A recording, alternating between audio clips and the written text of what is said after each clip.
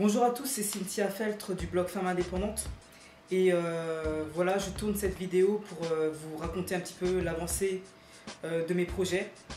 Alors malheureusement, j'ai pas de très bonnes nouvelles puisque ma courtière m'a téléphoné hier et voilà, elle m'a dit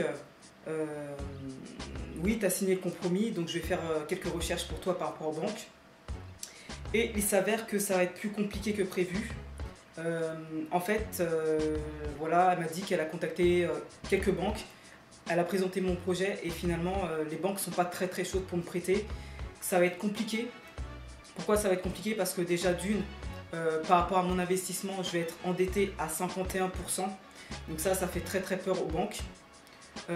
Deuxièmement, c'est mon premier achat immobilier, donc les banques ont peur de cet achat immobilier, de cet investissement immobilier, sachant que j'en ai jamais fait auparavant, et donc voilà, elles aimeraient avoir plus de garanties. Et figurez-vous que voilà, elle m'a appelé hier et je fais que d'y penser.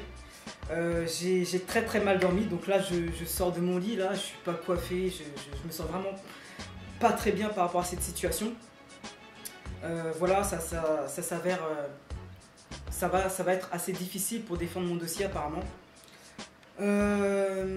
Donc j'ai un petit peu les boules parce que je pensais que moi justement les banques allaient comprendre mon projet et me dire ok, c'est bon pour le financement, mais pas du tout. Donc j'ai un peu les boules par rapport à ça. Et puis voilà, j'ai pas dormi de la nuit, j'y réfléchis, voilà, ça tourne dans ma tête.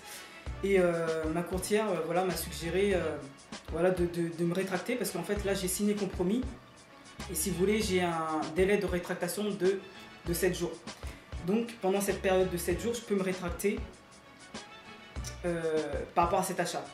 Vous voyez, rien qu'à le prononcer, à dire que je vais me rétracter, déjà je me sens vraiment très mal par rapport à ça. Parce qu'au fond de moi, je sais que c'est une bonne affaire. Parce que cet achat immobilier est déjà en dessous du prix du marché. Il est super bien situé, moi je connais bien le quartier, je connais le potentiel. Voilà, il y a des grandes universités, des écoles à côté. Donc voilà, pour moi c'était un super bon projet. Mais les banques n'ont pas l'air d'être très chaudes pour me prêter de l'argent. Donc voilà, je suis dans cette période de rétractation de 7 jours. Je ne sais pas encore ce que je vais faire. Je m'imagine en train de signer le bon de rétractation et je me sens vraiment pas bien par rapport à ça. Voilà, j'y ai pensé beaucoup cette nuit. Je suis vraiment pas à l'aise avec ça. Donc il me reste quelques jours pour réfléchir avant d'envoyer ma lettre pour me rétracter par rapport à ce bien. Voilà, ma courtière me dit que peut-être que je devrais commencer par un appartement plus petit, un studio, qui me permettrait d'être endetté simplement à 30%. Et de commencer déjà par ça, et puis ensuite, voir peut-être plus grand. Alors, ouais, peut-être, mais... Enfin, moi j'ai trouvé une bonne affaire, j'ai envie de commencer par ça. Même si je débute. Même si c'est vrai que ça fait un petit peu peur. Voilà, moi j'ai envie d'essayer quand même. Enfin bref, voilà. Après, c'est vrai que voilà, c'est la courtière, elle connaît bien les banques. Et elle a contact avec plusieurs banques et voilà, elle connaît son métier, hein, je ne mets vraiment pas son métier en cause.